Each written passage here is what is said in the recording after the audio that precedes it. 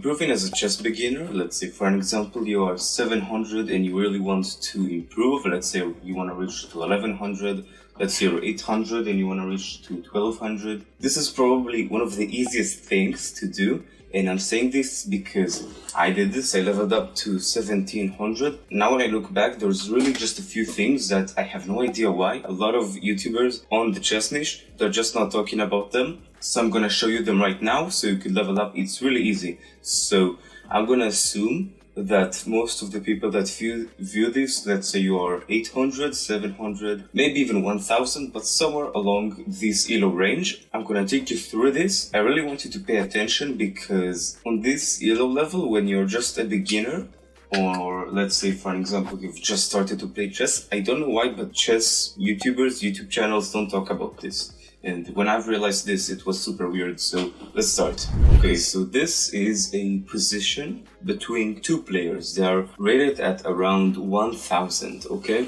You will notice when you understand what I'm talking about that this happens a lot, and I mean really a lot.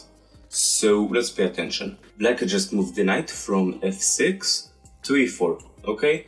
It's an inaccuracy, the computer really wants you to castle, as you can see. But okay, it's the beginner stages, you're just learning, you're still learning. So, what happens now?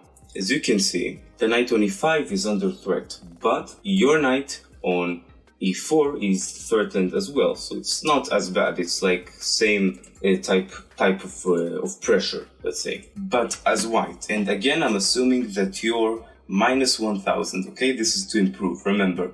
As a minus 1000, what do you think? You think I'm gonna move this knight and then I could attack this one. So it's good for me, right? So watch what happens now. White has thought also exactly the same thing. I'm gonna move away the knight and I'm gonna defend myself, okay? But it is not how it's like, because what happens when you move the knight, which is what happened in the game, you moved it to d3, you're allowing your opponent to attack this one, because after takes, you can do this, and black saw it. Took, pawn took, and then bishop to c3, and it's a fork. There is nothing you can do. You have just lost an entire rook, and this happens a lot. It's just like one movers that cause huge blunders in your games. It happened to me. And I'm pretty sure that if you're gonna now look on your archive of games, if you're gonna go back to chess.com and you're gonna really just try to find this, you're gonna find a lot of mistakes that are exactly like this, where it's like you've just made a single move, okay, a one mover, and they happen all the time, and then you realize like this is a sorry blunder. Let's now move to the next example and you're gonna see it again. Okay, here's another example. So as you can see, white just moved bishop to d5, okay? It's an inaccuracy, but again, don't put too much headache into this. We're gonna talk about especially the larger blunders that happen in most games, okay? And as you can see, it threatens this. This is the clear idea, there's nothing else. And of course, as black, you can prevent this, but that's what white thought in the beginning. So, what do you do right now as black? Well, it seems kind of obvious, right? You defend from this. And so then you're gonna come up with ideas. Maybe you find something else, I don't know. For me, it's just like take here the bishop. And the issue is that as black, you just played way too fast. You did not look at this, okay? You've just ignored this, okay? And then what you did is you did a silly blunder again, pawn to e6, okay?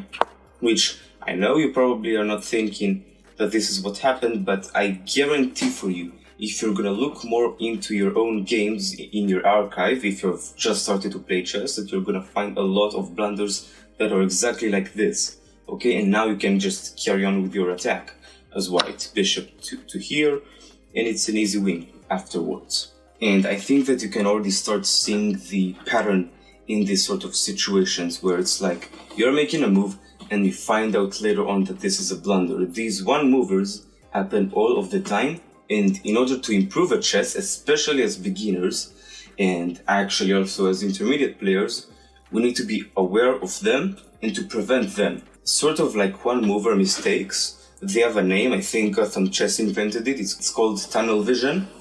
That's, I think, the name that he gave them. And so when you have this sort of thing, you need to first of all be aware, okay? So in order to prevent this, as you can see, what you need to do first is you need to not over-focus on one place, okay? In this position, black just extremely focused on e6, and then that tunnel vision clearly happened, okay? There are other tunnel visions when you miss something, but that is for another video. So, to prevent mistakes like this, and like the previous one, what do? It's actually very simple to prevent mistakes like this. So first of all, as I've just mentioned, you're not focusing on just one place over the board, you're focusing on the entirety of it as a single unit. Because if you're just focusing here, okay, here on these 4 squares, and you're just like, oh, he's attacking me, which he doesn't, you're gonna neglect something like this. There are 4 questions that you need to ask yourself before every move that you make. 1, what is under threat? Okay? Is there anything on the board which is under threat? If you're asking this here, this blunder would never happen, okay? Because you're like, oh, this is under threat, you could take here. Oh, I'm gonna then maybe, I don't know, take here, let's say. Do something else, find a solution, but you're gonna think for yourself and you're not just gonna do a one mover. That is the point I'm trying to make in this video. The second question that you need to ask yourself to prevent these tunnel visions is what can be captured, okay? Is there anything right now that can be captured? And I'm not just like talking 3 pieces, just what can be captured. Okay, this bishop can be captured. Great, then how about we are just gonna do it and see what happens, okay? This is considered the best move by the computer. The third question is, are the kings on the board, and that includes your king and your opponent's king, are they safe? Well, yes, so we are gonna move to the 4th question. If I make a move, okay, as black wanted to make, let's just say, let's flip the board, okay, let's just say I wanted to do this. What will happen? What is the worst that can happen? If you're asking yourself now the 4th question as black, what is the worst that can happen? This could not happen by itself, because you're gonna be like, oh, if I make this, then it could take my rook here, it could go here and here. And so you're gonna again think about a solution. And that is the point I'm trying to make in this video. You're asking yourself these 4 questions. It's very simple, but do it. I know right now it is not easy as a beginner to do this, but I guarantee you it will save you a lot, and I truly mean a lot, of mistakes in the future. And yeah, it's really that simple. Just ask yourself these 4 questions, and blunders like tunnel vision are a lot less likely to happen to you when you're playing chess. And so I know it's not easy right now as a beginner. I know, because, well, I was a beginner, but the thing is that they will really, and I mean really, help you to improve later on. I mean, you can even maybe write them down, I don't know, but do something, ask these questions. That is the entire point I'm trying to make in the video. Well, if you've liked this video, if you've learned something new, leave a subscribe, because, well, then I could show you more content and you could improve then further down the line.